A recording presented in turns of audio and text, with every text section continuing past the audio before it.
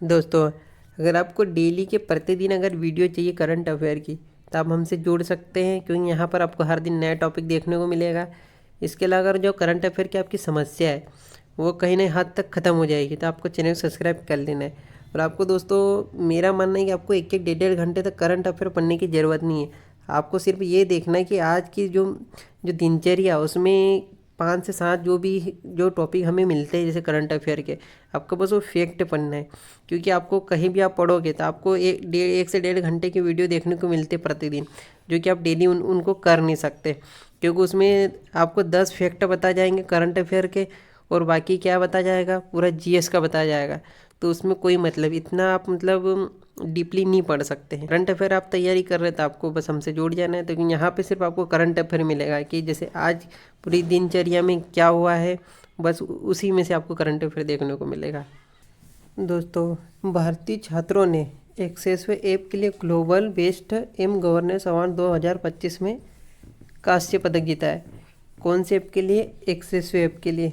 तो ये भी आपके लिए काफ़ी इंपॉर्टेंट हो जाता है, क्योंकि आपको पता होना चाहिए कि कौन सा ऐप है और कौन सा अवार्ड है और कौन सा पदक है। तो कौन सा ऐप है? एक्सेसवे ऐप के लिए global best M governance award 2025 में कांस्य पदक जीता है।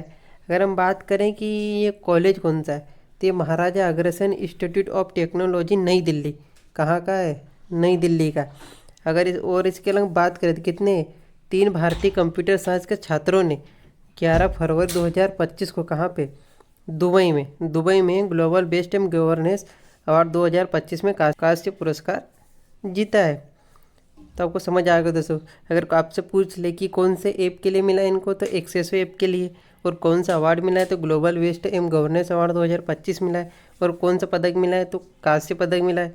अगर आपसे पूछ ले कॉलेज कौन सा है, तो Maharaja Agrasen institute of technology नई दिल्ली का है। ठीक है। इसके अलावा अगर पूछ ले कितने छात्र थे, तो 3 छात्र थे जो कंप्यूटर साइंस के, जिनको 11 फरवरी को कहाँ पे मिला है?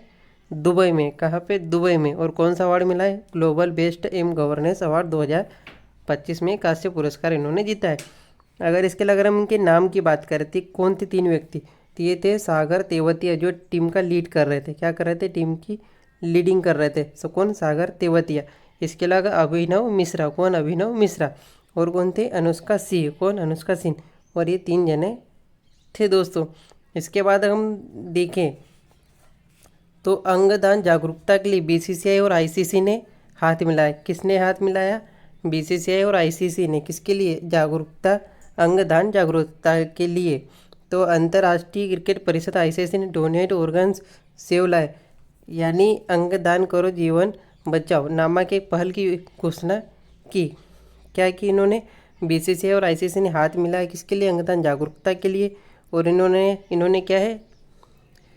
अंगदान करो जीवन बचाओ नामक एक पहल की घोषणा की, जिसका उद्देश्य की अगर बात करें तो क्या है? अंगदान जागरूकता को बढ़ावा देना। क्या है? अंगदान जागरूकता को बढ़ावा देना। तो काफ़ी इंपॉर्टेंट हो जाता है। इसको मोस्ट टाइम पे लगा लो दोस्तों, क्योंकि ये मुझे लगता है कहीं ना कहीं एग्जाम में आने का इसका है। तो आपको सबसे पहले देख लेना है ये अभियान आधिकारिक रूप से 12 फरवरी को अहमदाबाद में भारत और इंग्लैंड के बीच तीसरे और अंतिम वनडे में से पहले शुरू किया गया। तो ये कब किया गया? 12 फरवरी को अहमदाबाद भारत और इंग्लैंड के बीच जो मैच चल रहा था वनडे का, उससे पहले किया गया। तो ये भी काफ़ी इंपॉर्टेंट हो जाता है दोस्तों। तो आप सबसे पहले देख लेते हैं एक बार फिर से। अंगदान जागरूकता के लिए बीसीसीआई से ने क्या है? हाथ मिलाया। और इन्होंने क्या, कौन सी एक पहल चालू करी है? तो अंगदान करो जीवन बचाओ नामक एक पहल की घोषणा की, और जिसका उद्देश्य क्या है? अंगदान जागरूकता को बढ़ावा देना। और यह अभियान कब शुरू किया गया? 12 फरवरी 2025 को। और कब किया गया? तो भारत और इंग्लैंड के बीच जो तीसरा वनडे चल रहा था अहमदाबाद, कहाँ चल रहा था? अहमदाबाद में। तो वनडे से पहले शुरू इसको किया गया। तो आपको समझ आ गया होगा दोस्तों। इसके बाद हम देख लेते हैं भारत का पहला स्वचालित यानी भारत का पहला ऑटोमेटिक बायोमेडिकल अपशिष्ट उपचार रिंग सर्जन एम्स का शुभारंभ किया। कहाँ किया गया? तो नई दिल्ली में किया गया। कहाँ पे किया गया? नई दिल्ली में। क्या, किसका किया गया? स्वचालित बायोमेडिकल अपशिष्ट उपचार रिंग सर्जन एम्स का नई दिल्ली में उद्घाटन किया गया। अगर बात करें हम किसने उद्घाटन किया था, तो केंद्रीय मंत्री जितेंद्र सिंह ने। किसने? केंद्रीय मंत्री जितेंद्र सिंह ने इसका उद्घाटन किया और इसका उद्देश्य क्या है, स्वास्थ्य सुविधाओं में बायोमेडिकल अपशिष्ट प्रबंधन को बदलना। क्या है, स्वास्थ्य सुविधाओं में बायोमेडिकल अपशिष्ट प्रबंधन को बदलना। तो ये भी काफ़ी इंपॉर्टेंट हो जाता है दोस्तों कि भारत का पहला स्वचालित बायोमेडिकल अपशिष्ट उपचार रिंग्स रेजोनेंस एम्स कहाँ खोला गया, तो नई दिल्ली में खोला गया दोस्तों। इसके बाद हम देख लेते हैं सरकार ने ई नाम के तहत 10 नई कृषि वस्तुओं को जोड़ा है। ये भी काफ़ी इंपॉर्टेंट हो जाता है दोस्तों कि सरकार ने ई नाम के तहत, किसके ई नाम के तहत कितनी नई कृषि वस्तुओं को शामिल किया है, तो 10, कितनी 10 को किया है। तो भारत सरकार राष्ट्रीय कृषि बाजार ई नाम के दायरे का विस्तार करते हुए 10 नई कृषि वस्तुओं को व्यापार के लिए जोड़ा है, कितनी 10 को। ठीक है दोस्तों, इसके अलावा हम बात करें तो एक नए समावेश के साथ ई नाम प्लेटफॉर्म कुल कितनी वस्तुएं हो गई है, 231 हो गई है। तब आपको ये भी याद रखना है, 10 को नई को जोड़ा है और अब टोटल कितनी हो गई है, 231 वस्तुएं सूचीबद्ध हो गई है। और यह पहल किसानों को बेहतर मूल्य प्राप्ति सुनिश्चित करने और व्यापार प्रणाली को अधिक पारदर्शी और कुशल बनाने के उद्देश्य से की गई है। तो ये काफ़ी इंपॉर्टेंट हो जाता है दोस्तों। तहत जो 10 वस्तुएं जोड़ी गई कौन कौन सी है, क्योंकि कहीं ना कहीं ये भी हमको पता होना चाहिए। तो इसमें कौन कौन सी है, सूखी तुलसी पत्तियाँ, कौन सी, सूखी तुलसी पत्तियाँ, बेसन चना आटा, गेहूँ का आटा, चना सत्तू, भुने चने का आटा, ठीक है, भुने चने का आटा, फिर सिंगाड़ा, फिर आटा, फिर हींग, सूखी मेथी पत्तियाँ, सिंगाड़ा, फिर बेबी कार्न, फिर ड्रैगन फ्रूट। और ये 10 वस्तुओं को जोड़ा गया है। तो ये भी आपको याद रखना है, क्योंकि आपसे अगर वस्तुएं पूछ ली तो आपको वस्तुएं का पता होना चाहिए कि कौन सी 10 वस्तुएं इनमें से जोड़ी है। तो ये भी आपको पता होना चाहिए। और टोटल कितनी हो गई है, अब 231 वस्तुएं हो गई है ई नाम के तहत सूचीबद्ध। ठीक है, इसके बाद हम बात करें कि रेशम किसान मेले का आयोजन कहाँ किया गया, तो कहाँ किया गया है, जम्मू और कश्मीर में। कहाँ पे रेशम किसान मेले का आयोजन किया गया, जम्मू कश्मीर में। और इसके उद्देश्य की बात की, इसका उद्देश्य क्या है, रेशम उत्पादन को बढ़ावा देना और किसानों को नई तकनीकों से परिचित कराना। क्या है, नई तकनीकों से परिचित कराना और किसान रेशम उत्पादन को बढ़ावा देना।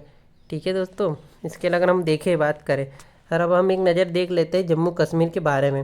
इसका गठन कब हुआ था, 31 अक्टूबर 2019 का हुआ था, 31 अक्टूबर 2019 को।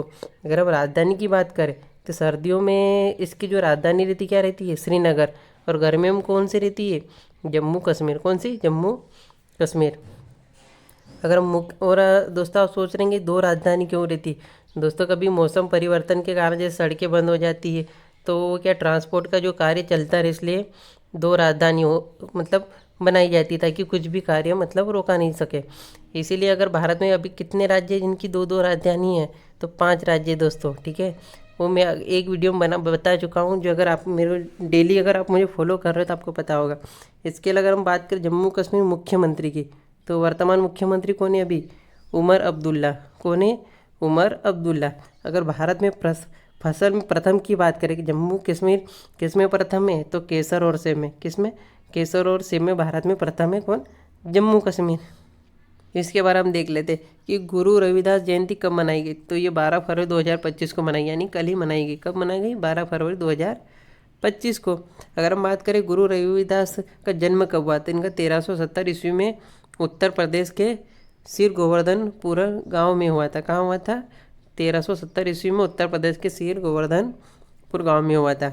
और उन्हें किस नाम से भी जाना जाता था, तो उन्हें भगत रविदास के नाम से भी जाना जाता था। ठीक है, भगत रविदास के नाम से भी जाना जाता। और कब मनाई जाती है इनकी जयंती, 12 फरवरी को मनाई जाती है दोस्तों। और जैसे अगर आपको वीडियो अच्छा लगे तो आपको सब्सक्राइब जरूर करना है, ताकि आपको प्रतिदिन डेली की वीडियो आपको देखने को मिले। और